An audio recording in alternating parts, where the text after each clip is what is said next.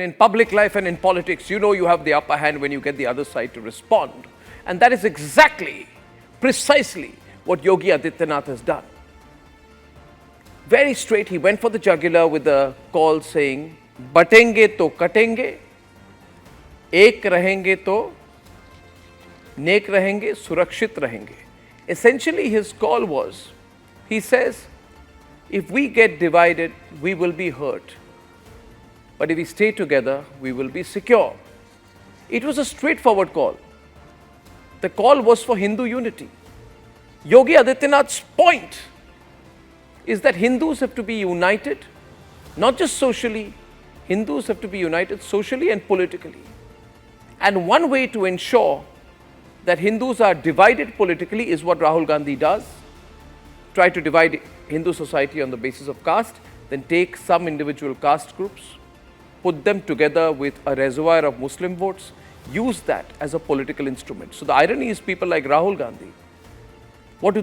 They divide Hindu society, break Hindu society and try to use it for political benefit. Yogi Adityanath, in an unsparing and characteristically straightforward way, has said that if Hindus are to be secure, Hindus must be united. And he has called for Hindu unity during political campaigns and campaign speeches. He is unequivocal about it. And ladies and gentlemen, I don't think this is anything to oppose. If over 80% of the country is divided, how will the country be together? Ladies and gentlemen, these are very clear questions. More than 80% of the country are Hindus, and has the principle and the approach of Hinduism not contributed in the greatest way to making the country truly secular? But there is a group of people nowadays who only like pseudo-secularism. So for them, Yogi's call is a threat. Those who oppose Yogi's call, where Yogi Adityanath says, Batenge to Katenge, ek rahenge to surakshit rahenge, those who oppose Yogi Adityanath's call are actually heart of heart accepting the fact that this is so clear and unequivocal a message that it will impact crores of Hindus across the country, who will then begin to see through what Rahul Gandhi and other political parties are doing, trying to divide the Hindu vote. What Yogi Adityanath is doing is he's saying things directly. He's not trying to be subtle about it. He's not trying to be indirect about it. He's saying it very clearly. Hindus come together politically, and then he's saying come together for national interest. Ladies and gentlemen, any unity for national interest is to be appreciated and is to be welcomed. Now, why did I begin by saying that Yogi Adityanath's call has been a successful call? I'm not saying that Yogi Adityanath has succeeded in his message because he is today getting the support of the RSS. Though it is apparent and obvious to all of us that Yogi Adityanath is getting considerable support from the RSS. And he had a 2-hour meeting with Mohan Bhagwat recently, and after that, you've had a lot of RSS leaders who have come out and said that, of course, we support what he is saying. Hindu unity is necessary, and they are saying that without Hindu unity, how will we all come together?